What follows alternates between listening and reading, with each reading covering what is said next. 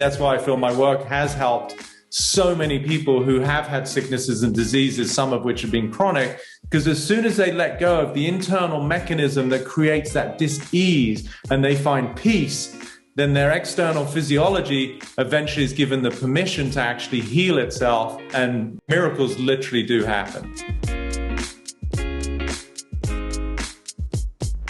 Why do so many of us these days seem to struggle with negative thoughts and anxiety? Well, I mean, what's going on in the world, that certainly hasn't helped the issue, right? Like there's just an immense amount of uncertainty right now. And any organism's primordial imperative is to survive, right? So let's just start there. So what does that mean in plain English? As human beings, our predominant fear is for our own existence, right? So we want to perpetuate our living. And so anything that is perceived as a potential threat to that is going to inspire fear. So if we look at anxiety on a spectrum, there's going to be these bedfellows: apprehension, concern, worry, fear. They're all bedfellows of anxiety, right? Sort of as a broad umbrella term. And they all speak to our perception of a future that really is undesirable. Right? One of the quotes I use, I say, most people are trying to avoid a bad future that hasn't happened yet. So that perception, that projection, the brain, which is designed to predict and protect, is creating an illusion of a future that is undesirable to one's existence. Now, that could be truly an esoteric conversation, existential, or it could be like, I'm going to get in trouble with the boss, or my wife is going to be mad at me, right? It's not really a threat to our literal existence, but to the ego, there's a perception that something, quote unquote, bad is going to happen. And so in present time, there's an apprehension about that. And then there's, as I said, there's a gradient of like panic attacks and terror to anxiety to fear. There's different iterations of that concern for the future that ironically our own brain is creating. That's the madness, right? So I have complete compassion for people who struggle with anxiety. I'm actually doing a workshop on anxiety this coming Saturday. And I want people to understand it's self-generated. So to answer your question, why? Well, because as mammals, as humans, we want to exist, and the brain is sort of designed to look out for anything sort of potentially going to threaten that. And so there's this mild unrest where we feel like, ooh, something could go down where my life is going to be in jeopardy. It's primal. At the deepest level, it's a primal way that we just try to survive. The quintessential saber-toothed tiger out there that might take our life when we go out to get food. Except now you're going to Tesco's to pick up some bread. You're not going to probably get mauled by a saber-toothed tiger, but you might run into someone who you don't get along with, and you don't want to have to deal with that sort of disagreement energy. Anxiety then at its core, or fear, I should say, at its core, is there to protect us. So if we are in real physical danger, we want fear, right? We want that as a protective response so that we can change our behavior, take aversive action so that what we think may happen doesn't happen. I guess it's when we start to utilize that same mechanism, that same way of thinking, when the threat actually just isn't real. It's this imagined threat in the future. Yeah. And that's why I love that quote. We're trying to prevent this future, and we're getting anxious in the present about a future that hasn't yet happened. Yes. Yet so many people do that. So how do you help people in that situation? So first of all, awareness of the pattern, to recognize that is the tendency of a human being, and especially when somebody's had, some past traumas, right? Which, fill in the blank, it's every human being, right? Everybody's going to have gone through their version of something, to the extremes of physical abuse, sexual abuse, which is, of course, abhorrent and awful, to maybe somebody who just wasn't picked for the footy team and they felt left out, right? But to a child, it's traumatic. And so the brain, whenever, again, one of my quotes, which I know you're familiar with, I say, past hurt informs future fear. So wherever we've had any past hurts, then the brain is going to go, well, that sucked. I don't want to do that again. I'm going to make sure that I can personally manage and control my environment such that I mitigate the repetition of the thing that hurts, right? Which seems very logical. Unfortunately, it's really not, because what happens is we tend to perpetuate the very thing we're trying to avoid because we're actually in the energy of it. We haven't reconciled it. So when I'm helping people, I'm really cleaning up their history so that they're no longer using that as evidence to project into a future possible repetition of something that hurt them, right? So like I take one of my NBA players, basketball, who had the worst league. I think I spoke about him on the first podcast we did, but he had the worst league average in terms of free throw shooting at 37%. The league average is 75. So it's not even 50% of that. Like it's half of the average. And so what was happening in his brain, because it's for an athlete who's being paid millions of dollars to perform, it's embarrassing. It's, you know, he felt guilt and shame and all of these things that human beings do everything we can to avoid. So when he's standing there, his brain is like, well, make sure you don't miss again because that really hurts. But now he's actually put himself into a position of a preemptive failure, which for an athlete is kryptonite because now he's tense and he's worried, which doesn't allow him to perform from the place that he does effortlessly when he's relaxed. So it's really, it becomes self-fulfilling. This is when people talk about this self-fulfilling prophecy of the mind is, well, if we worry about a fear, then we tend to actually live from a place energetically with a frequency that is the precursor to it.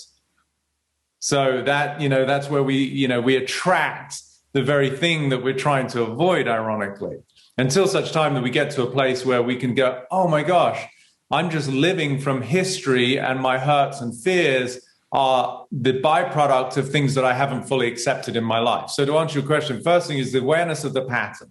Secondly, compassion. It's okay. You're human. You know, there's not a human being on the planet who doesn't have some kind of fear. It's okay. You know, if you're a parent, you understand if your child is scared, you hold a space for them. You don't berate them or you don't judge them and go, that's stupid. You know, you have compassion. You're like, it's okay, come here. You would hold them, you'd give them a hug, you'd reassure them, right? So that's what we want to do for ourselves is recognize, oh, okay, it's just the primal pattern in me where I'm trying to avoid something that could hurt me. That's, you know, survival, as you said. But it's unnecessary because I'm the one creating the illusion of the future that I'm now trying to avoid. When you see that part, it becomes kind of comical. You've got one brain. Like if you really break it down, one brain projecting a future that you don't want, and then the same brain that created the illusory future is now trying to avoid it. Yeah. I mean, when you really see that, it becomes borderline comical. I tell people that you can't help but laugh when you realize the only thing upsetting you is your own imagination. What I love about your approach and our previous conversations, Peter, is you really help bring an awareness to people. And I think that awareness is such a crucial and critical step because until we get that awareness, we're sort of walking around with blindfolds on. We sort of are at the mercy of other people and other things around us influencing the way we act. And we kind of feel that if the world around us changed, if the people around us changed and behaved in a different way, we'd be okay. Yeah. When you get to that point, I'd like to think I did a few years back where you realize that is not the case at all. That is a myth that you have created inside your brain. Yeah. It is freedom. And I can see why you say that the main products you offer people is freedom. Yeah. And I'd love you to sort of define, what do you mean by freedom? Because I think if you ask 10 people on the street, would you like to be free? They'd say, yeah. But I guess those 10 people might have a different definition of what freedom really means. So what does it mean to you? They also might think that they already are. Therein lies the real conundrum, right? Because you go up to Joe Blow on the street and say, you know, are you free? They'll be like, well, yeah. Like, you know, they're under the impression from a conscious perspective, meaning the conscious thinking they have that they have free will, that they, if they want to go to work, they go to work. If they want to go to the pub, they go to the pub. Like, they're under the impression that because they have some illusion of choice that they're free. What I'm pointing to, and you articulated it beautifully, is that one of the biggest illusions of a human being is that our experience is generated from circumstance. So it, therefore, ipso facto, it's only sensical that if we think we feel the way we feel because of what's going on, well, then what are we going to do? We're going to try and control what's going on because that's the precursor to how we feel, and we want to feel good. But that's exhausting. There's no freedom there at all. That's called victim of circumstance, right? So my product, what I mean about freedom, to quote Krishnamurti, who was one of my sort of teachers when I was very young and I found his books, he'd already passed. He's sort of an old traditional Indian guru. And he had a beautiful quote. He said, "This is my secret. I don't mind what happens."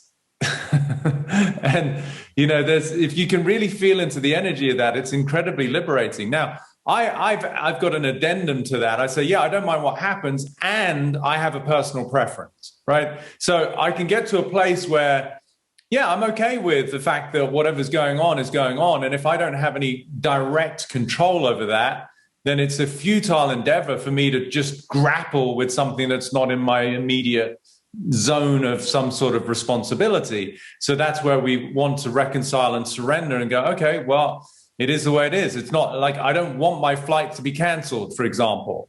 And that's going to have the ramifications of now I'm going to be late for my meeting wherever I'm flying to, or I'll miss my connection or whatever it is. I don't want that to happen. But if I'm sitting at the gate in an airport and just getting really bent out of shape, that's all self-inflicted. Now I'm a victim of circumstance, versus to stay centered, to stay at peace, to have a much bigger understanding of the universe as a whole, and the things that are unfolding are in accordance with how things are unfolding, and not to be in a state of resistance to that, is what elicits the internal experience of freedom. I'm no longer at the mercy of what's unfolding. In fact, we never were. That's the irony. We think I'm upset because the missus said something, or I'm upset because my family did something, or I'm upset because I lost some money on the stock market. No, none of that ever affected anyone. It didn't.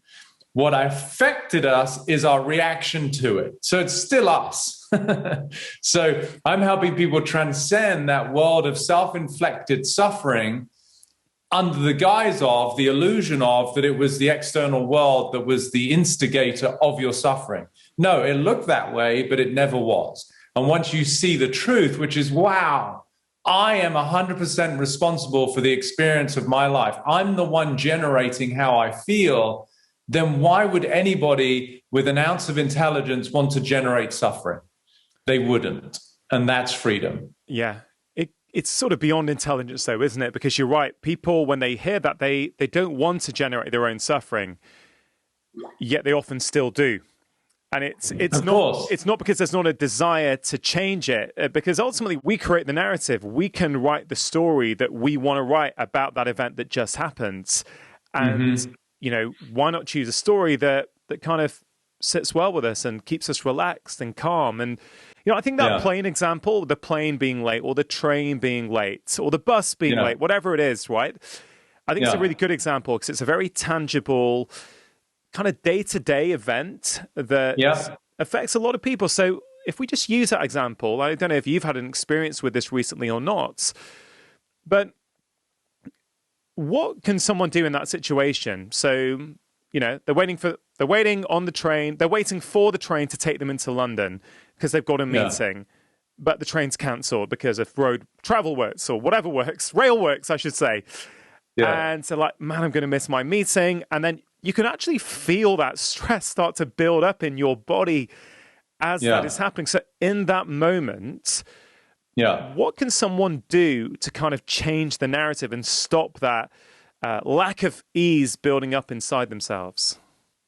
Great question. So first of all, what you said is to feel like the primal reaction to that, right? Like you can feel the stress, you might get a little sweaty in the armpits, the brain starts to ruminate a little bit more, you're trying to figure out solutions. It's a mild form of panic, right? Panic is a strong word, but really, viscerally, biologically, we go into a state of mild panic. So why? Well, the subtext of the reaction is that there's going to be some sort of pending doom, right? In lay terms, there's this feeling that it's not going to work out. Like whatever it is that we think we need to get, we're putting the future in a context of concern that whatever the intention is, going to work or going to a job interview or meeting, maybe you've got a hot date you're on the way to and you're not going to be there on time. And there's this feeling fundamentally of the experience of loss, which for a human being is very scary because it fights the primal instinct to feel secure, right? We want to feel held. We want to feel safe. And when something in any way intervenes potentially with what we think is going to give us that security. I mean, we think about all the things that give us security, like money is a big one, job security, financial security, even a relationship, having some sort of love or companionship as a form of security.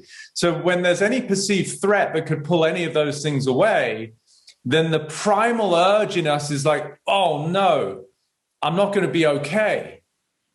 Now, to notice that pattern and realize it's illusory. You feel that way, but as I tell nearly everyone, your feelings are a lousy indicator of truth. Right? Just because you feel that way, it's not what's going to happen. So if you're sitting there and maybe you're, a little bit nervous, you're on the way to a job interview, and it means a lot to you because certainly with what's been going on in the world, maybe you've been laid off, made redundant or something, and you're feeling the pressure of paying rent or your mortgage and providing for your family. These are all very real situations. And so going to the interview means a lot to you. So wherever we put more significance, we're actually also leaving ourselves more vulnerable, right? Wherever we put more importance on something, we're actually creating more potential resistance. Right? So once we see that and go, okay, this means so much to me, I really need this job. Well, then if the train's canceled, then the cancellation is like magnified, right? Because there's the significance to the event itself, which appears like it's not going to work. Now, what could someone do in that situation? Well, first of all, you just got to deal with reality, right? Which is you can't just like click your fingers and, sort of like Alice in Wonderland or something appear at the interview site. You just got to deal with it. Maybe you get out of the underground and you get a cab, or maybe the next train is only going to be 20 minutes. I don't know. And you be responsible. You maintain integrity. So you would call the person, the company that you're going for an interview and say, I really apologize for the inconvenience. I'm on my way. Unfortunately, a train has been canceled. This really means a lot to me. I hope that we can, reschedule for 30 minutes from now. You don't know how that's going to be met when you come from an authentic place. They might find that to be the most important part of your interview process because of the way you dealt with it. So you could energetically say that's actually the best thing that ever happened because I can display to this potential employer how responsible I am and the degree of integrity I have that I'm going to communicate to you and let you know that, yes, life happens, but I'm handling it gracefully. And hopefully that bodes well for you looking at me as a potential employee where there can be stressful situations, but I'm already displaying before I even get to the interview site that I can handle these things. So it could, through reframing, be the best part of your day that it got canceled and you were able to demonstrate the ability that you have to have integrity, responsibility, and authenticity, and therefore you got the job before you even got there, right? That's how my brain works, is everything is an opportunity. Yeah. And it reminds me in kanji, which is the Japanese symbols, the word for challenge and opportunity, it's the same symbol. Love it. Yeah. But it's so like just the energetics of understanding that is so, okay, it looks like something bad happened. In my world, nothing ever bad happens. Just something happens. And then it's the way that we choose to reframe it. Yeah, I love that. And if we play that story out even further, and I think the key thing there for me was, having integrity and coming from a place of authenticity when you call up that person to reschedule or explain what's happened. And yet that could be the best part of the interview process. But let's say the people who you have an interview with didn't like that. And they said, no, we're not going to do it. If you can't show up on time, then you could also continue that narrative and go, oh, I got the opportunity to stress test this company and see how they handle some very basic, simple things in life. This didn't go the way I planned it to, and that's how they responded. I'm glad I know now what I didn't go and sign up for that company. Do you know what I mean? There's infinite possibilities. Yeah, there's a myriad of different ways that we can interpret it. But as I was saying, the fundamental subtext that I want people to understand is that regardless of what happens, your life's taken care of. And that's the subtext that allows you to sink into surrender with a really profound sense of trust. Now, it's not a knowing. You don't know what's going to happen. It's an energetic experience where, like I joked, I think even again on our first podcast, like I'm a trust fund baby. Not, my parents both died when I was very young. I wasn't left one penny because whatever money my dad had, which wasn't much, went to a stepmother. And I trust the universe. Like when things in my personal life, my subjective wants and not wants don't unfold as I would like, I still trust that, okay, even though I wanted something and it didn't happen, the fact that it didn't manifest is in ways that I don't understand, still for my benefit, right? That's the profound, deeper sense of like trust that things are unfolding in a way that little old me, I don't fully understand, yet I am still the beneficiary of. And that gives people an internal sense of calm and peace. I'm totally on board with that. But I suspect there'll be some people who push back against a thought like that. They think, what do you mean that I just need to trust that everything's working out the way that it is? I'm struggling to make my ends. I'm struggling to make ends meet. I don't have the job of my dreams. I see everyone around me crushing it at life, and I'm kind of struggling. What do you mean everything's sort of panning out the way it was meant to? And I guess that sort of dovetails into something else, which is coming out in this conversation, something I've heard you say before, that we are 100% responsible for our lives. But what would you say to those people who sort of push back a bit and go, it's all right for you, buddy, but I wasn't born into, I don't know, money, opportunity. I didn't go to a great school. Yeah. Do you know what I mean? Because I guess, is that something you hear a lot with your work? Or is that the pushback that if you ever get any pushback, would you say that is one of those things? I don't get a lot of it, but I mean, I totally understand your point, and it's very valid that people feel that way. But equally, for those people who don't know my story, I didn't even have parents. I wasn't left a penny. I wasn't born into money, So sure. It's not like it's an excuse, like for sure, if you look at a trust fund baby and whoever it is, like literally like the Paris Hiltons and the whatever, people who've got stacks of cash, if they sit there and they espouse about, oh, don't worry, like, that comes across as a bit disingenuous, because it's like, well, duh, you never had to freaking lift a finger.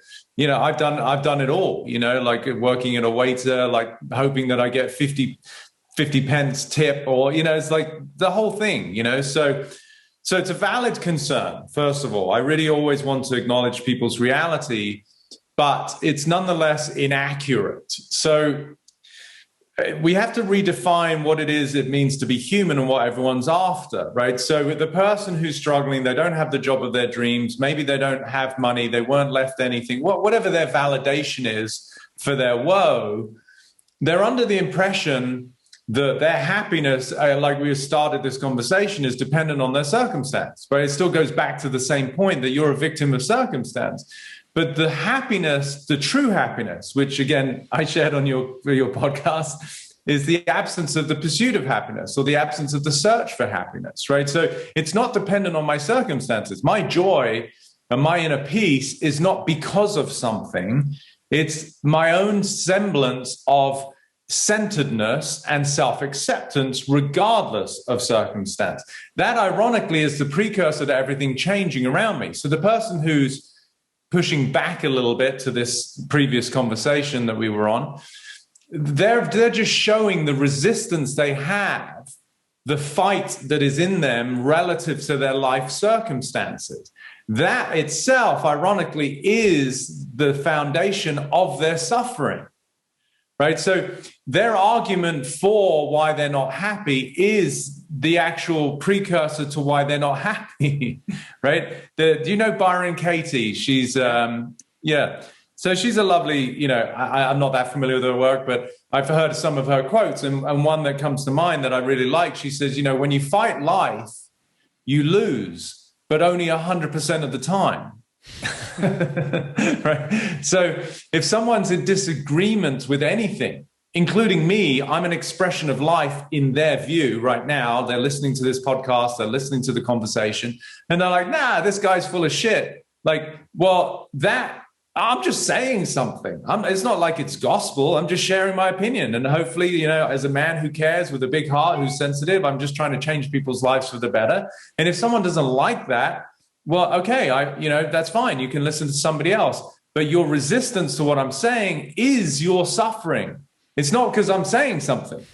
There's a great line in the third Matrix, which I'm sure you're familiar with the trilogy, and theme of the day. It's our trilogy with you and me today. But in the third one, the Zion, which is the headquarters for the quote unquote free souls, like Neo from the Keanu Reeves character, where all the people have been freed out of the Matrix, right? Where they're in this sort of mental psychotic illusion, where again, like we're talking about, they think that their life is all about success and fame and the corner office and status and all of this. They are being under attack from the machines. So everybody has to retreat to Zion, which is sort of at the center of the world or wherever it is.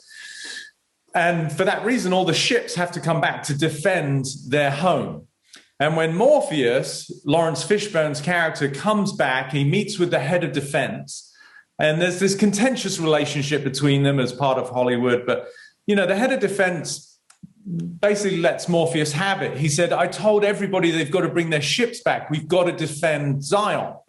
And Morpheus has left his ship out in the Matrix so he can communicate with the Oracle, who's basically the fortune teller, because he wants to know the fate of the world and is Neo going to save everyone? Is he the chosen one, right? So the head of defense says, damn it, Morpheus, not everyone believes what you believe. And Morpheus says, my beliefs do not require them to. Now, it's a very powerful line, right? Because what he's saying, like the head of defense talking about you leaving the ship there because you believe in the one and whatever. He's like, not everyone believes what you believe. But Morpheus is so grounded in his beliefs that it doesn't matter what other people believe. Do you see? Yeah. And that to me is such a powerful stance for somebody to be in, where I'm not at the effect of other people's opinions. So I can listen to anybody tell anything, from Catholicism to Buddhism, if it's religion or it's politics. I listen from a place of they're just sharing their opinion. So I'm no longer at the mercy of something. And this is where people's egos are very fragile and where people get into fights in relationships, because somebody says blah, blah, blah, and their blah, blah, blah doesn't fit with the other person's blah, blah, blah belief, and now they fight. Versus, no, okay, have at it. Believe whatever you want to believe, If you think that you're going to come back as some goddess or a queen, or that you lived in past lives as like this knight in shining armor, or you believe that, good luck to you. Have at it. Let's see how it works. Who am I to tell you how to live your life? Relationships are something that, they make the world go round, right? Relationships with other people, that's who we are. You said earlier in this conversation that the amount of importance you put on something, almost put the more importance you put on it, the more vulnerable you become, because the more kind of attached, I guess, you are to the outcome of however you're sort of showing up in that realm. So let's say in the relationship realm, yes, you really value your partner, and therefore everything in that interaction means so much more to you. But it means if you're not careful, you can also be very vulnerable to feeling really bad and getting really upset with things, because of how that goes down. And I wanted to talk about relationships today, through the lens through which you look at the human experience. Yeah. What are some of these common patterns that come up in relationships that end up causing so much conflict? I mean, great question. And there are these very primal patterns where fundamentally, as human beings, we want to be loved and accepted.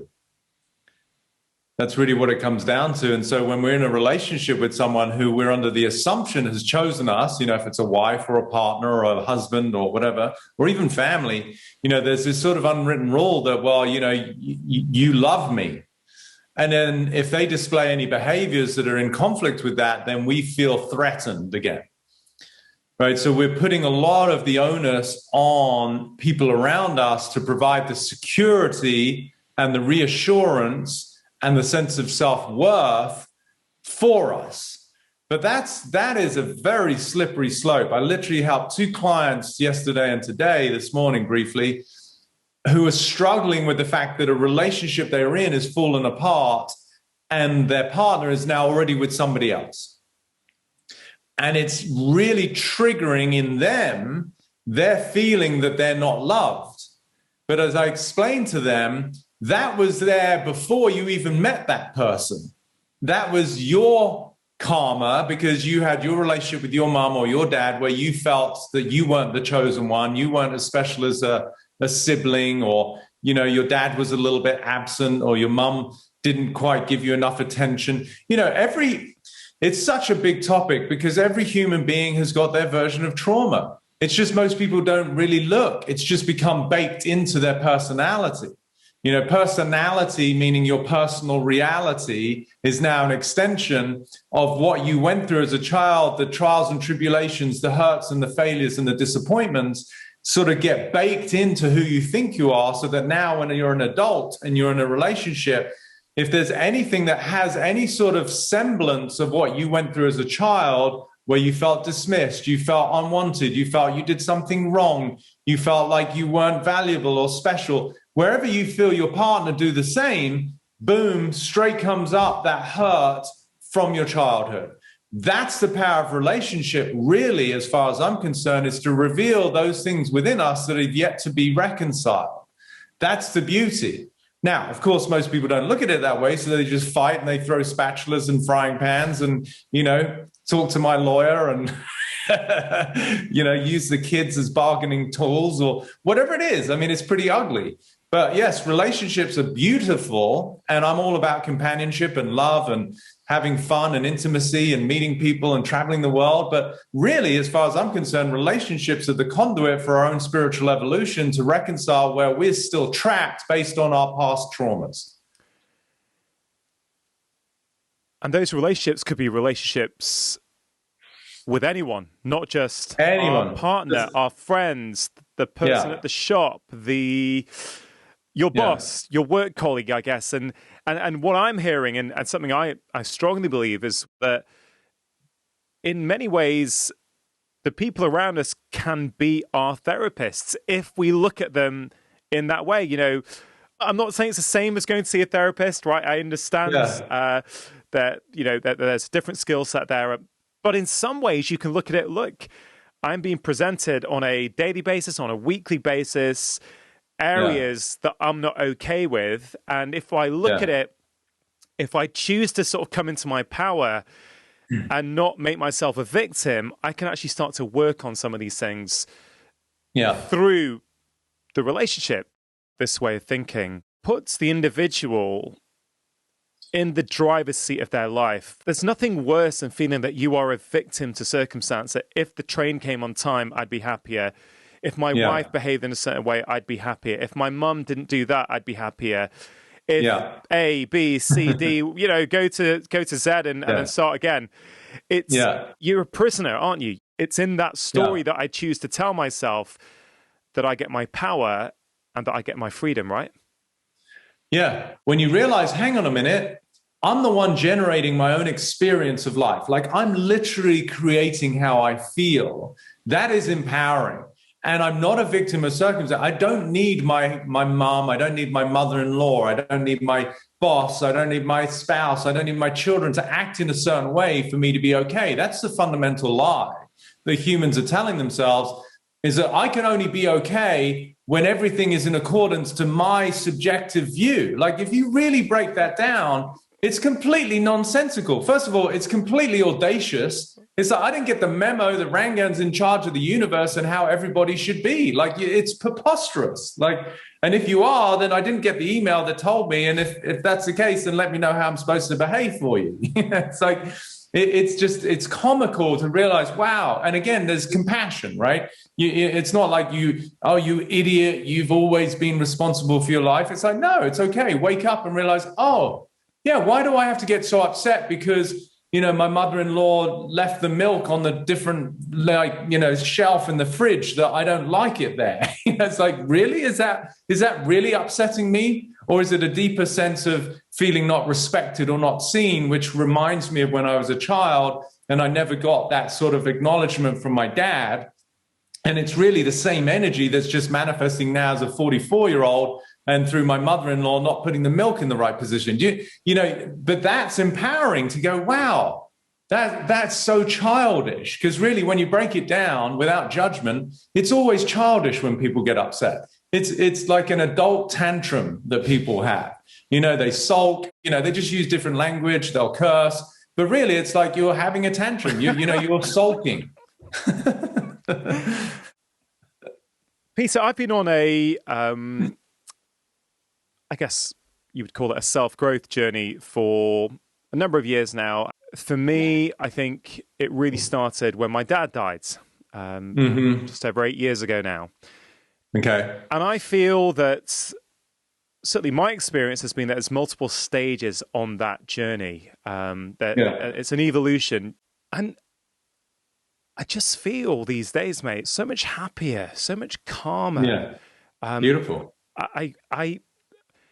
I kind of just don't feel this tension that I think has always driven me in the past. I'm just much more, I think I'm able to be in the present much more than I used to be. I'm very accepting of the way life is and not trying to wish it was another way. And occasionally if I do, I'll catch it now early. I'll be like, okay, here we go. You're trying to play that old record. I thought I'd got rid of that record, but it's kind of, this situation is me wanting to play that record. So I feel, we've had 3 conversations, right? I know we've been out and had dinner and hung out as well, but we've had 3 conversations on the podcast, and it can always be a risky thing to ask, but, I don't know. Would you, having had 3 pretty deep and lengthy conversations with me, what is your reading of me? Is it possible to make a reading of me from these conversations? I don't want to put you on your spot if you don't feel you've got enough information, but I'm intrigued as to what you might say about some of my traits. For sure. I'm always happy to share. I mean, it's typically when somebody's sharing something they're dealing with. So you're sort of coming in from a different angle, which is where you're saying that you're actually not dealing with too much, right? Like when I'm helping people, it's invariably because they're struggling with something, right? But again, I've known you for a while, and you gave me a few tells, more so in our first podcast. If you remember, you were talking about some of your friends, and I sort of broke down some of your language, and it was just your way of speaking that reinforced what I'd want to point out for you today, which is the only thing I feel in you is that you're a little bit overly self-conscious. Now, what that means is when someone's self-conscious, they're aware of themselves. Now, the only reason somebody would have to do that is that they have some underlying, it can be subtle, it can be really severe, but there's mild concern about the way that they are or aren't going to be accepted by their environment. So the fact that I know, with your heritage, your ethnicity, perhaps, I've worked with a lot of people who were perhaps of a different religion or a different skin tone, and they were in an environment, a community, a school, perhaps like one of my friends from South America, he went to an all-white Jewish school, and so he was, quote unquote, he stood out like a sore thumb, and for that reason he was bullied, and it made him feel very conscious of his heritage. So the energy of self-consciousness is where you, in your programming, again, just from my read, will have had moments where you were very aware of yourself and how others perceived you. right? And potentially, usually in a position where you might have been made fun of or bullied or stood out, or, you know, the opposite, not belong, didn't fit in. And so when that's part of somebody's history, the brain tends to become a little bit too active and too sensitive, what I call hypervigilant. So you're a smart guy, you're well-educated, you're intelligent, but I feel you're using those resources a little bit too much in regards to making sure that, you know, you're not rocking the boat. Am I okay here? Did I say anything to offend anybody? Do you like me? Like that realm, which when you tap into it, maybe even as I'm saying it, you know, you'll say whether it resonates or not, you know, it can be draining to the system. Because what you're actually saying is, I don't accept me. I'm sort of hoping you do so that I can feel relaxed. But that's not a powerful place to be. That's still the mild victim of circumstance where you're basically overly self-aware. And so you're attending to your safety in an environment. It might not feel like safety. You know, you're not going to be stabbed or anything, but that's how it occurs at the primal level, is like, oh, you know, as human beings, we want to belong. And wherever in your history you've had a sense of perhaps not belonging, now you become hypersensitive to that. So now as an adult, even though consciously you know it doesn't make sense, viscerally at a deep subconscious level, you're like, oh, you know, I hope I'm not saying anything to offend anyone. I hope I get accepted in this group. I hope they like me. And that energy is a disservice to you and to others, because it makes a little bit of a block. There's a little bit of a barrier energetically between you and others, because you're actually in a relationship with your own concern about what others think about you versus just being with others, whether they like you or not. So that's sort of what I think. Yeah, well, first of all, I appreciate you going there and appreciate you sharing your thoughts on that. You know, how to respond to that. I think there's a lot of truth to that. I can, you know, as you were saying it, I definitely felt it. I definitely, with my rational brain, know that has been a pattern. My rational brain feels that it's a lot better than it used to be.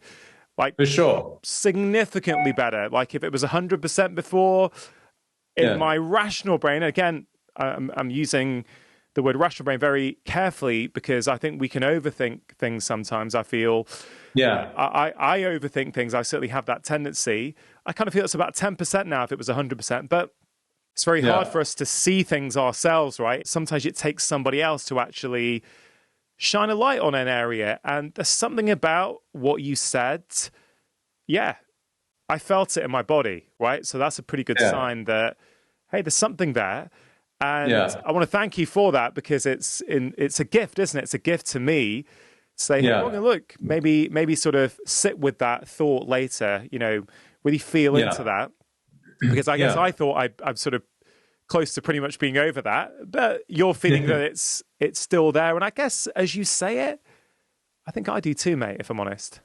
Yeah, which I really appreciate, you know, like, because the irony of whatever our constraint is, it's the last thing we want to reveal. So here you are, we're on a podcast, hopefully hundreds of thousands, maybe millions of people one day will get to see this. And so you asked me to contribute, but you're putting yourself in the hot seat a little bit. So first of all, I acknowledge your vulnerability.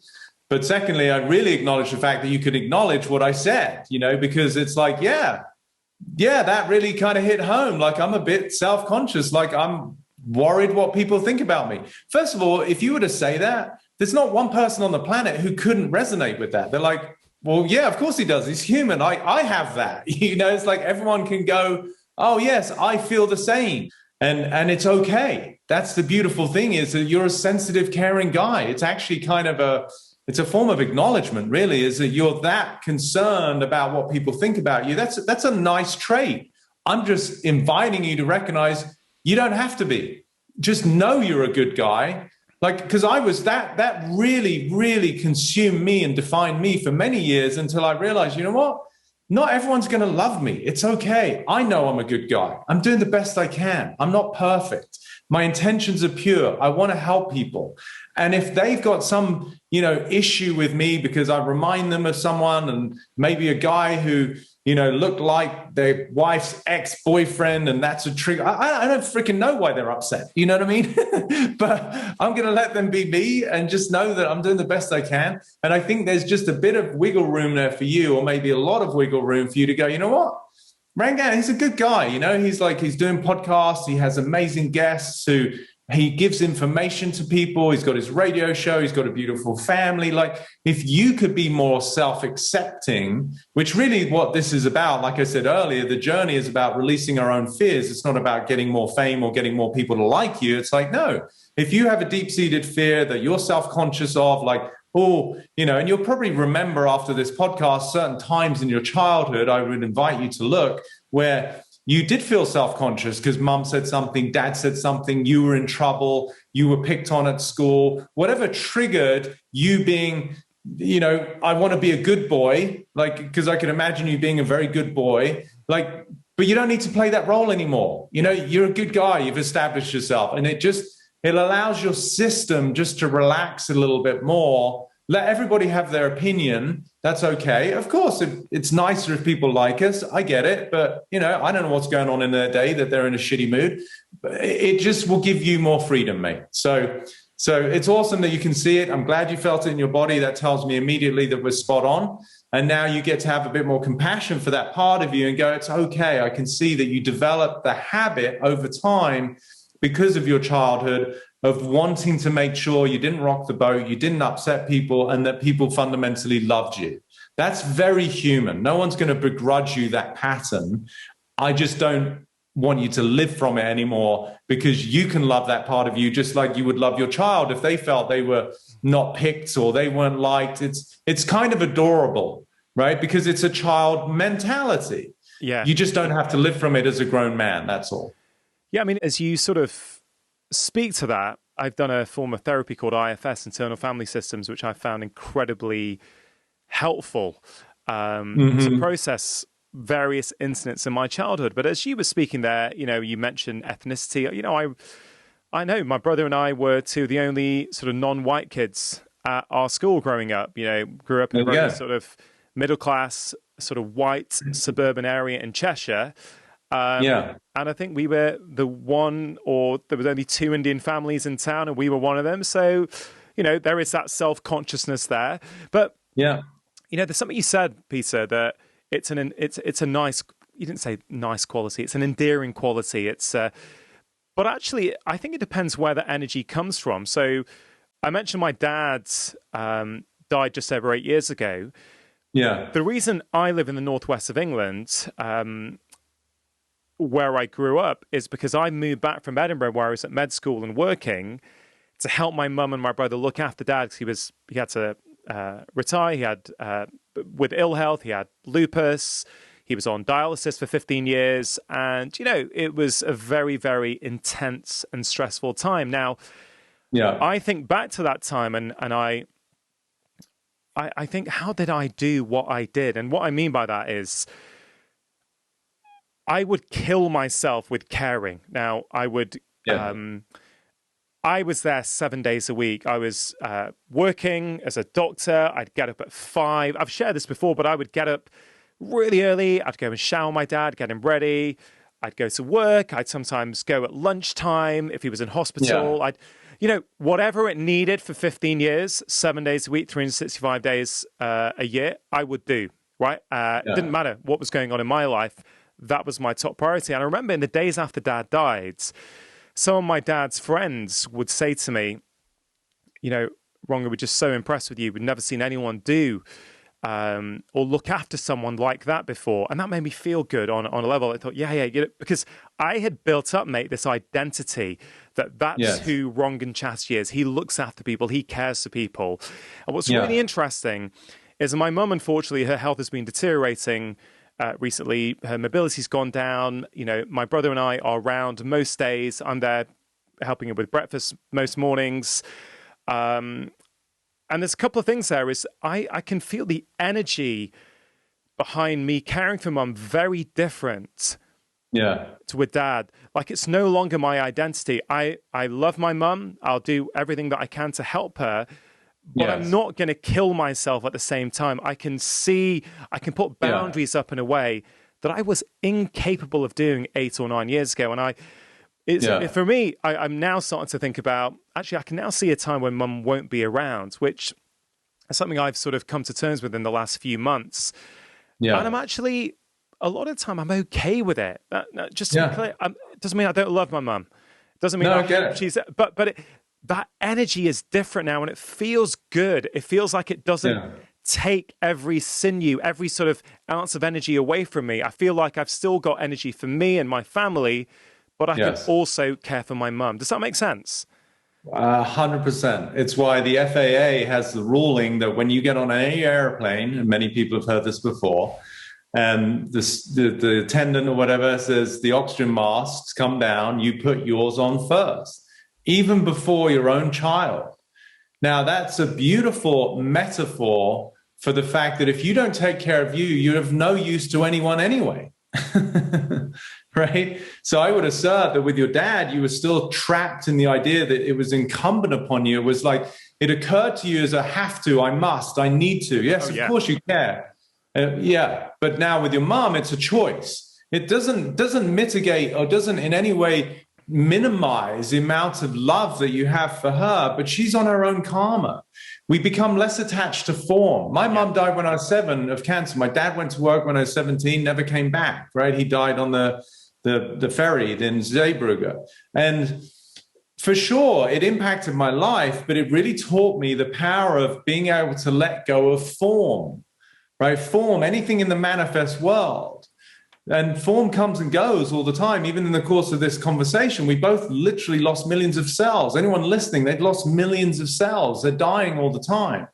And we're not like holding on for dear life, but when it comes to these archetypes, especially of mum or dad or a partner or a child, like we become so attached, and that's human, but it again leaves us very vulnerable versus where we combine with the essence of something. I feel so grateful that I had a father, even only he was there for 17 years, because the essence of our connection was so beautiful, even though the form, the time we physically had together, was quite short, right? So I invite people to really look at the quality of your life and your relationships and the connections versus the quantity or the attachment to the external trappings, the form of something.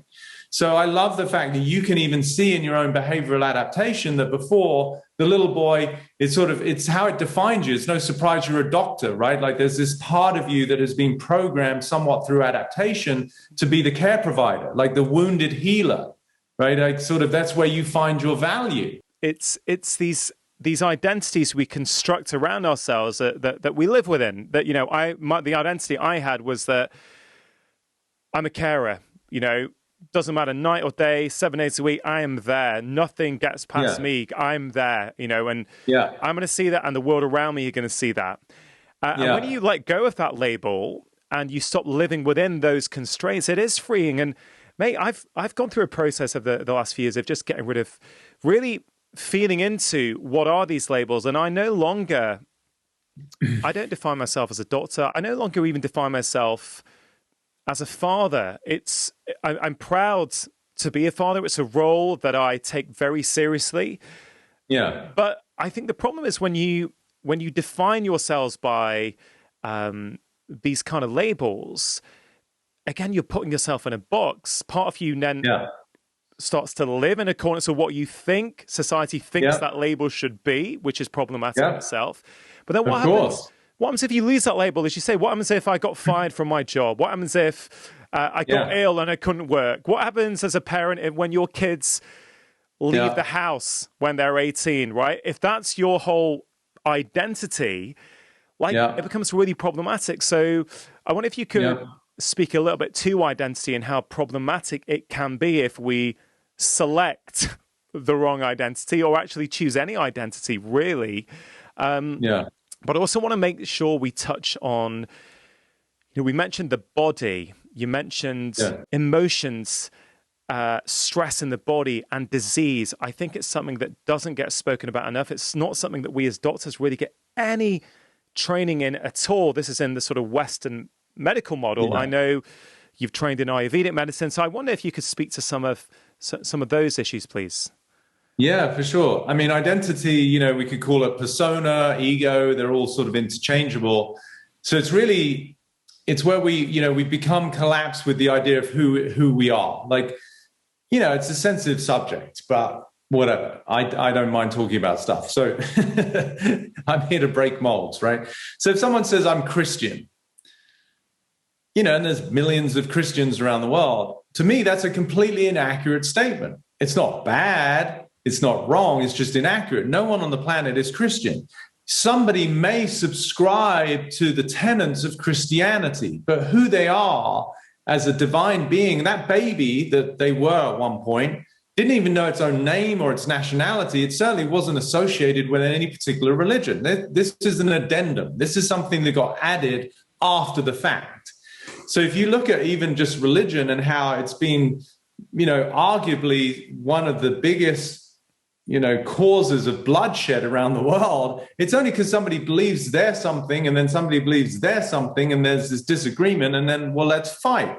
So listen, I pull from tenets of all sorts of religion. I think, I talk about the consciousness of Christ and unconditional love. I talk about the freedom of Buddha and that Buddha is within. I can reference a lot of stuff from Hinduism with Krishna and Shivas. And, that you can pull from all of these things. But to your point about labels, as soon as we basically pigeonhole ourselves and say, I am something, it's like you nailed your foot to the floor. So identity becomes it's very delicate because people are very attached to their beliefs, but without knowing that their attachment to their beliefs is also what becomes the actual impediment to them usually creating the life they want. So to you, what we were just talking about, if the belief is that who you are fundamentally you don't fit in and you're not loved because you're of a different ethnicity, you're at this school, it's only you and your brother and one other Indian family that are really of the anomaly to the norm, then you're going to be self-conscious. You have to be. So that would create an identity where now you're like, oh, I don't fit in, which exacerbates the feeling of separation, which is really what creates all suffering. We don't recognize that we're part of the whole. We're all actually interconnected, right? That's a much more spiritual conversation. There is no actual separation. I mean, even in quantum physics, right? We've got entanglement theory, we've got the unified field. It points to the fact that everything is interconnected. So psychologically, when you get that, that's where I live from. It's like everybody loves me and I love everybody. Why wouldn't I if we're all one? Versus in a relationship to myself relative to others, now I'm separate, then I got to do whatever I have to as in a separate identity to feel that I have value, that I fit in, that I'm liked, that as long as you're looking through the isolation point of view, the illusion of separation, you have no choice but to try and adapt and manipulate yourself depending on the environment. You might go to your friends and you feel like, oh, somewhat relaxed because I'm accepted here. But then you go on a job interview and now your value systems are being challenged as an identity because you're like, are they going to pick me? Are they going to pick me? Am I going to get the job? And now you're self-conscious. And then you might go to a dinner party and you don't know anyone and you feel like, oh, I don't have the same, I don't go hunting with these people. I don't know anything about hunting, or I don't play lacrosse. Like, will they like me? So all of these systems get challenged because we think we're independent.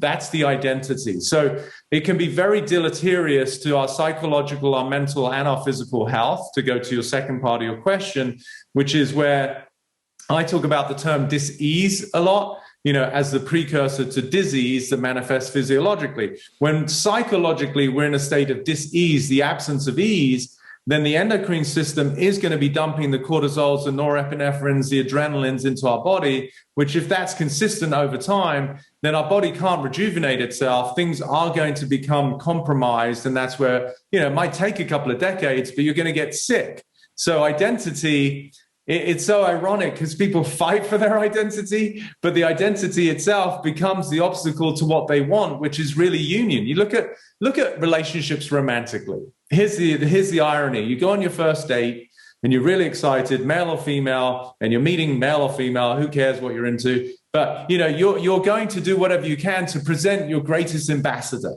right? Like, so, you put on the shirt that you haven't worn ever, or you even went shopping and got some new shoes, which are really uncomfortable, but they look good. You've actually, God knows, shaved for the first time, whether you're male or female, wherever you're shaving, for a couple of weeks. You've put on your best cologne, which is the terrible move, but anyway. And so you've got this sense of like, oh, I'm doing the best I can. And it goes well to the point that you have a second date, and maybe, if you gave 90 out of 100 of your best, on the second date, you come down to about 80, 85. And then the third date, you're starting to feel much more comfortable with people, and you're down to a 60% of your best. And, maybe a year from now you're married, and before you know it, you're like, you're your worst average every day. And your partner's like, what the hell happened to you? It's like, that wasn't the person I met. Yeah, well, because you were just coming from fear. That's your identity based in inadequacy, insecurity, and scarcity. You had compensation patterns, behavioral adaptations to try and present yourself so that you become the chosen one, that you're accepted by society. As soon as you feel accepted, then you go straight back into your inadequacies, the self-fulfilling prophecy of the fact that no one gives a shit, who cares, what the fuck, I'm powerless, and everything starts to become, back to this like very mediocre average. So identity it's got its plus signs because you try a little bit, but it's also becomes the very precursor to all of the deleterious effects in our life, including the worst, like addictions and self-sabotage and suicides and things that are very real that really affect people. It's all because of identity. Sorry to interrupt. If you're enjoying this conversation, there's loads more like it on my channel. Please do press subscribe and hit that bell. Now, back to the conversation. So, yeah, it's a big issue. My work is dissolving identities. As I tell people, I'm not here to help the person. I'm here to get rid of the person. Is it possible to have an identity that's helpful? So you mentioned religion. So sometimes, of course, people like the identity of a religion because it helps them abide by or follow a certain set of principles that helps them, have better relationships and feel calm. So I guess, is there a bit of nuance there? I mean, your identity to many of us is the mind architect, right? So is that identity, can you envisage a scenario in your life where actually having that identity is limiting? What if someone's got a problem with their body that you help with, but you're the mind architect, you're not the body architect? Do you know what I mean? I'm sort of, how would you think about that? Well, this seems to be a good platform to announce that I'm now the body architect. Or the mind-body architect, the human architect. Yeah. I'm the life architect. No, it's a great point. And again, people don't know my inner workings, but for me, it's very clear that I know I'm not the mind architect. I know I'm not Peter Crone. These are all things they're sort of, adorned on my identity. I know for myself, without sounding too poetic, that I'm just a space of pure love and possibility. That's how I identify with myself. And then how that manifests, my background was just a trainer, and I'm an Ayurvedic practitioner, so that I can pull from those skill sets. But for someone to say that they're a lawyer or they're a doctor or they're an insurance agent, or they're a professional athlete, all of these monikers that we have, they're not wrong, but they're inaccurate to the essence of who we are. So for me, I feel very comfortable using labels without being attached to them. It's like, oh, I'm the mind architect. It's like, no, I couldn't care less. Call me whatever you want. Like, it doesn't really bother me. I'm much more interested in the essence of what people get from the energy of who I am and the words that I share that help them to tap into their equivalent form of freedom that I feel that I embody, which is why people find my work inspiring.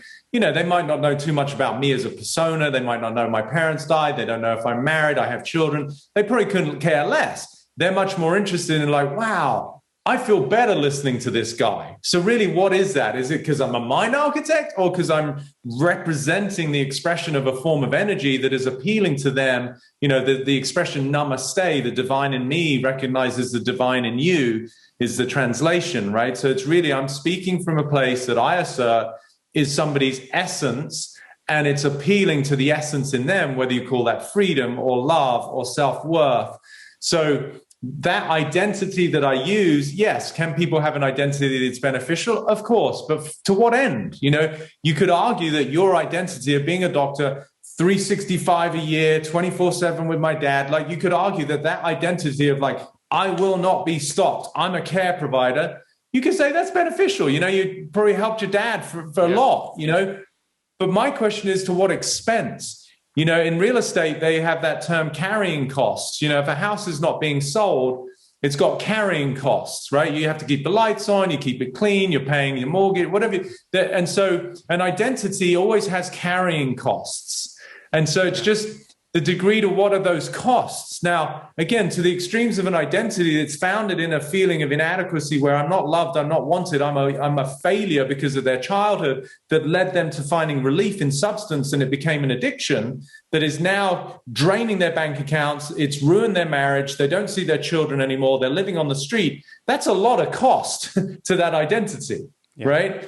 Conversely, somebody who feels that they're not good enough, and they became a perfectionist, and they go to the gym 6 times a week because they're very conscious of their appearance and they want to make sure they have a perfect body, and they really work hard to make sure that their house looks perfect. You could say that that looks like it's a much better expression of someone's identity, but I would assert that person has still got a lot of carrying costs because they're working so hard to really try and fundamentally get people to like them and accept them. So even on the surface, you know, the homeless person who's a drug addict, the person who has this picture perfect life, they're kind of ironically being driven internally by the same sense of energy and inadequacy. They just manifest it in different ways.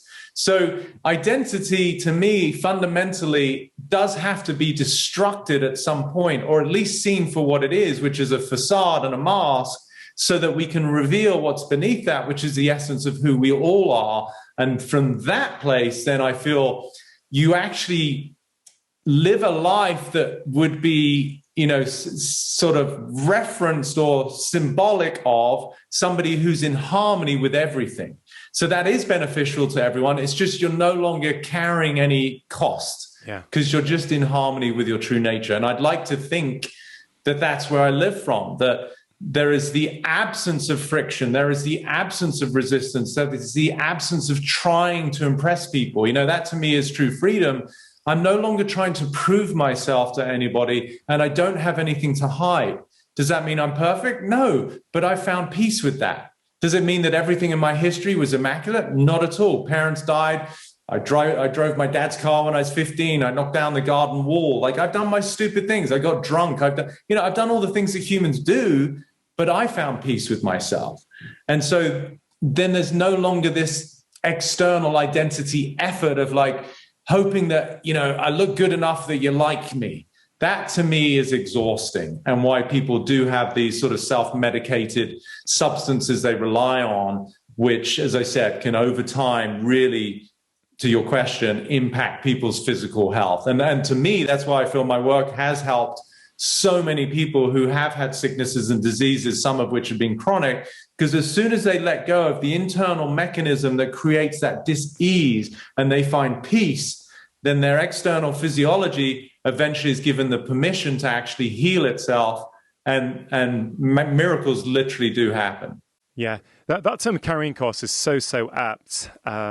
And, you know, an example in my life that speaks to that is, you know, still talking about my dad's. I used to have debilitating chronic back pain for many years in my 20s. I had to give up sport, all kinds of things, take time off work. And, you know, I was looking for a physical solution. And after trying lots and lots of different things, I found this incredible guy called Gary Ward who, you know, looks at the whole body and just, he looks at everything, frankly, but I don't want to do Gary a disservice, but he really helped me by seeing how my right foot wasn't actually working as optimally as it could do. And he gave me a few exercises to get that really working. And instantaneously, I don't know, 70 to 80% of my back pain just went, to the point where I could get back to doing all the things that I wanted to do. But there would still be occasional tension that would be there.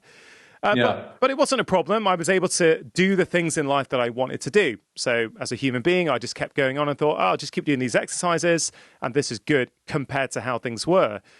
At my dad's funeral, mate, and this really speaks to what you were just saying and why I'm so passionate of the role that emotions play disease and our health and our well-being and our whole body and our frame. I can remember so clearly that my dad had a cremation. After the service, I remember seeing the coffin going into the kind of, I don't know what it's called, like the oven. You could see the heat in there, and I could see my dad's body going in. And I remember, mate, I could feel as that was going in, this tension in my right back. It just went. Like I still remember it. It just vanished. Yeah. And I totally got it. I was like, oh my God, I get it. Like I've been carrying this tension, this responsibility of being there for the entire family, making sure everyone's all right, looking after the family, looking after my dad. Yeah. And in that moment where I thought, I really had that realization that actually Dad's not here anymore. Dad's body is about to be burnt into ashes. Yeah. My body responded instantaneously. Mate, beautiful, really beautiful. And no surprise it's your right side, because that's the masculine, right? So the paternal, the father. But the release that you got, because it's like, especially with the back, which represents, you know, when we say we have a spine, we're a stand for something, like it's where there's this feeling of commitment. And it's often associated with finances or security. Most of the security comes from the masculine. And so you were bearing the weight. When you bear weight, think about doing a squat with a lot of weight. You know, most people's backs get thrown out. So you were bearing the weight of the masculine role that was crumbling. And so you had too much stress. And once that was seen and accepted and reconciled, you were able to have the release. So to me, in my work, and this again, like I'm not a doctor, but boy, do I change people's physiology and their diseases by addressing what's the internal, what is the root cause energetically. Energetically, you know, this is what I call frequency medicine. People who've had chronic issues for like decades, and they don't know why, and they've tried everything because, of course, no one wants to feel lousy. But until such time you address like the center ring of those ripples on a pond, you've got the fifth, sixth ring is the symptom and the issue. But until you change at the core, then your body can't actually release and do what it does naturally, which is allow the flow of vitality to be there effortlessly. Like I just did a workshop on health, and I was talking about like our nature is vitality. That's our nature. But because we deviate away from it, then we create disease. And once you understand that, and then you look at, okay, well, what was the root cause of my dis-ease? Well, I break that word down, the absence of ease in my system, energetically, emotionally, and psychologically, that then manifests in my physiology as a sickness, that then the sick care system, which is the most barbaric system out there, no offense to you, but, you know, that is like trying to fix things externally and just sell people pills. You know, most doctors, obviously there's many that are good, but they're really, you know, they're drug pushers. They're not like trying to get people well. They're trying to manage symptoms, which has its time and place for sure. I get it. But if you don't address what's going on at the deepest energetic, emotional level, then at best you're just managing a sickness. Yeah. And that was, 2013 March. So we're, almost 8.5 years. And as a human being, but as a doctor in particular, I've always been fascinated with different fields. I was thinking about you before this conversation and thinking about your career and my career. And one thing I really resonated with is that you've studied lots of different things, at university, your master's degree, your sort of yoga, Pilates, Ayurveda. And I really think that gives a real flavor, real sense of everything that's out there. So you can bring in what you need to for the individual in front of you. And I kind of feel that's the approach I've always taken in medicine. I remember at med school, I was learning from PTs and I was reading stuff, on nutrition and then now psychology and emotions and health. And we're talking about the sick care system, but the truth is our training as Western doctors is limited. Of course. The vast majority of our training is diagnose a symptom. These are your treatment options. 95% of those treatment options are pharmaceutical drugs. Therefore, that is the model. So when you go and see your doctor, unless they are open to learning more, studying more, expanding their view, you are going to get a very limited response. And this is why I think many people, not everyone, and I know there are some great doctors out there who are much more open-minded and are trying all kinds of different approaches, non-harmful approaches to help their patients get better. 100%, mate. And then for sure, I come with compassion. Look, some of my friends, they're functional doctors or even regular GPs, and they're just beautiful people. And I really do want to, commend those who choose. It's not an easy path, right? You go through medical school 5-7 years, you do your internships or whatever, there's a lot of stuff that goes into, including the cost, especially here in the States, of going to become a doctor or a nurse. And I think it is always with the best of intentions. The issue is the system, right? Like if we were to break it down in very simple terms, what do you learn as a doctor? You've got to learn the structure, right? We call that anatomy, genetics. You learn the function. We call that physiology or biology. Then you learn the pathology, like the diseases that you're going to face. And then what's the treatment? Pharmacology, and then maybe intervention, which is surgery.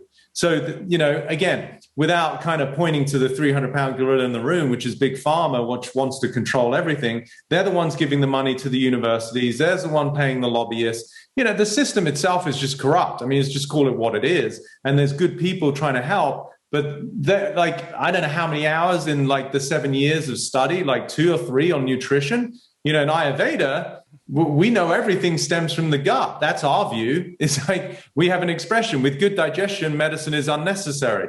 With bad digestion, medicine doesn't work. So it's all around digestion. And for me, psychological digestion, to go back to the beginning of our conversation, if you can't process something that you're visually in front of, you're unable to digest it. That's like emotional indigestion. You're not able to handle it. And so that's where people get sick. Dis-ease, physical disease. And we see that in the world right now. It's really an asinine system that we have. And if I was in a car accident, to your point, there's some things that this Western system are phenomenal at. Agreed. They would put me back together, save my life. Amazing. But I think of a species, if we're going to move forward, we have to call the spade a spade, whatever expression you want to use. Like, it is what it is.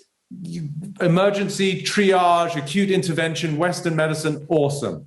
But as it relates to everyday wellness and health, then we want the Chinese medicines, the Ayurvedas, the functional doctors, the naturopaths, the osteopaths.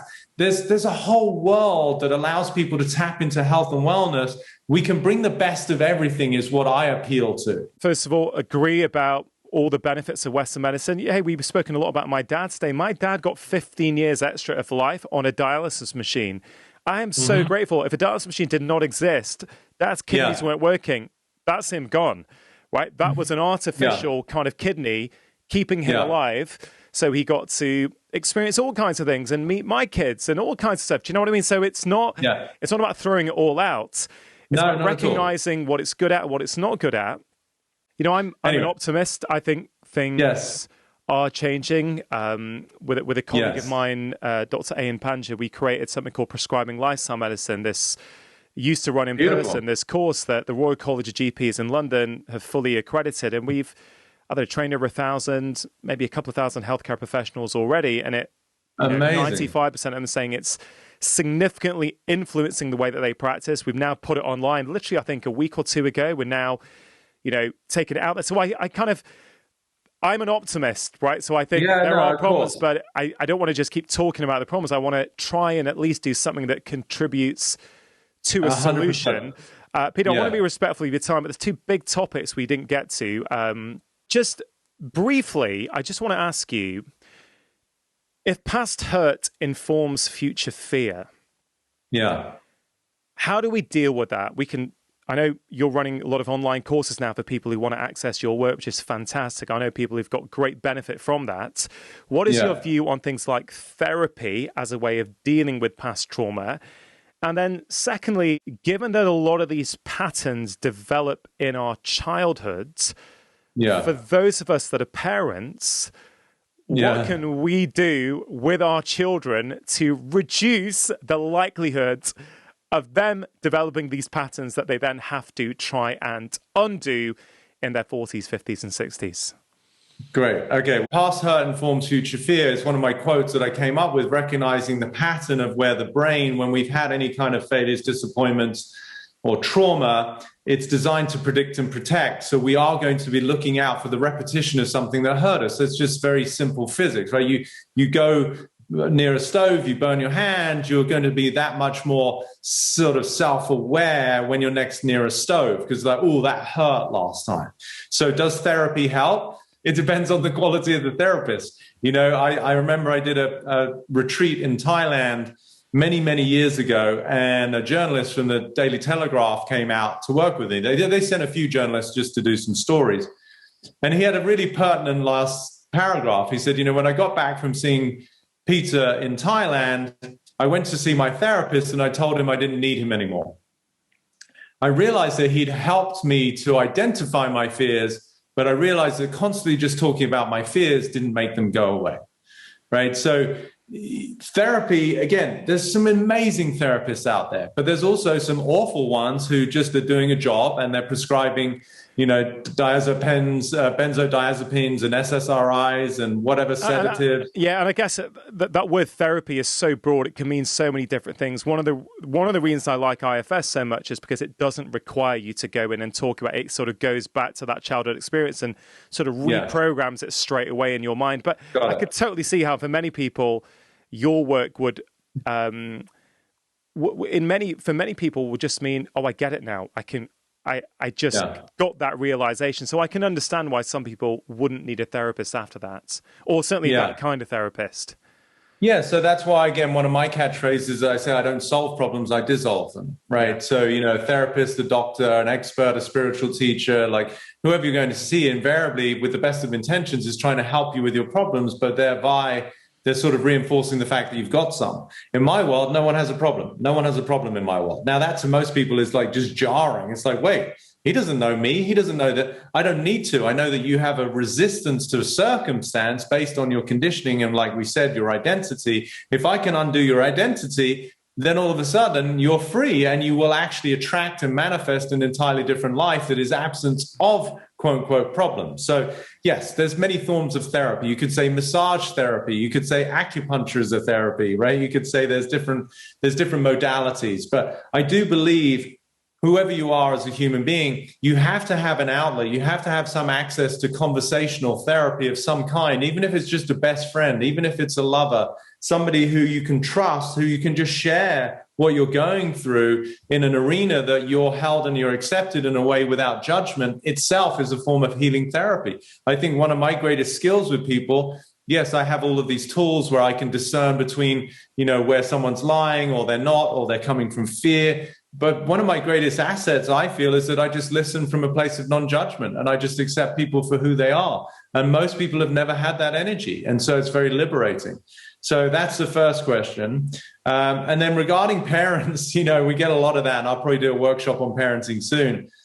But in order to, how can I do this without like getting down the rabbit hole? I think it's a great topic that warrants another conversation. But the best way any parent can inspire, influence, and impact their children in a quote unquote positive way that is in keeping with my work, which is freedom and love and self-worth, is to do the work yourself. Yeah.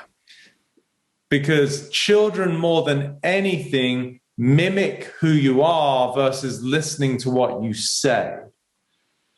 And so if you want to inspire your children to become, you know, human adults that you would be proud of, where they have powerful lives, then emulate, embody, and reflect, express the type of human being you would want them to be. If you're disciplining them and you're raising your voice and you're screaming and you're making them wrong and you have arguments with your spouse, then that's what they're going to recognize as what a relationship looks like and what parenting looks like. So then they invariably, from generation to generation, adopt those behavioral patterns of like, oh, well, I fight with my partner, but that's what I learned from my parents, so that's normal.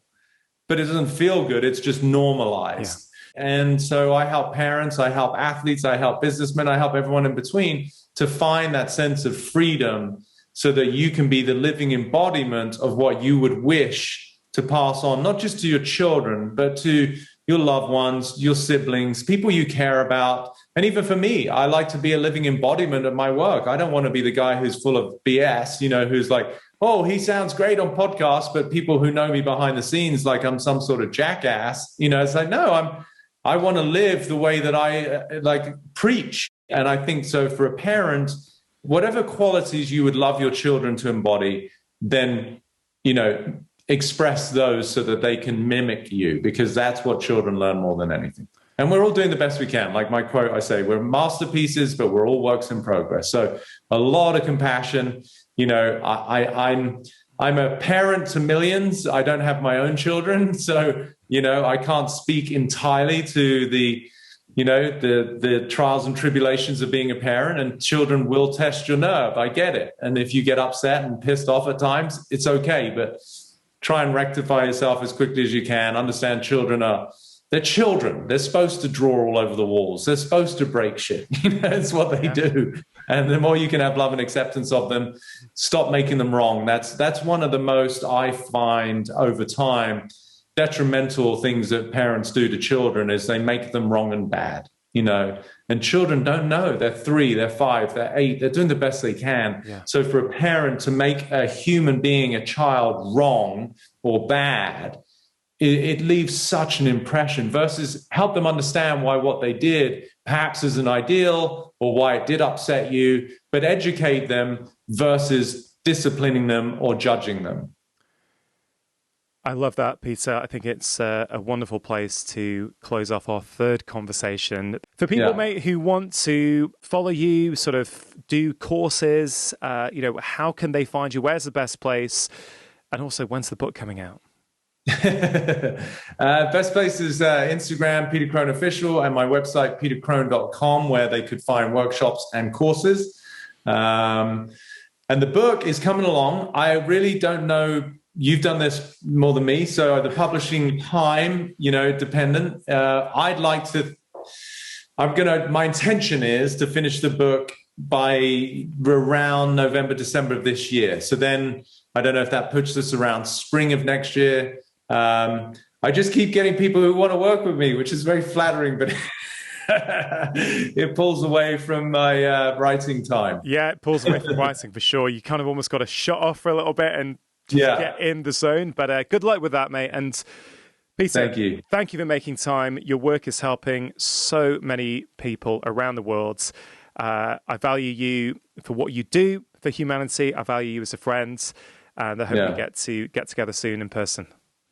Mate, thank you so much for having me on and sharing me with your audience. And I really, as I said, at the sort of middle part, I hope people realize I'm doing this because I care and I really want to make a difference. And so far, the feedback I've gotten is very humbling. And so it's only through people like yourself and your platforms and your audiences that I get to reach people. So I'm very grateful. So thank you.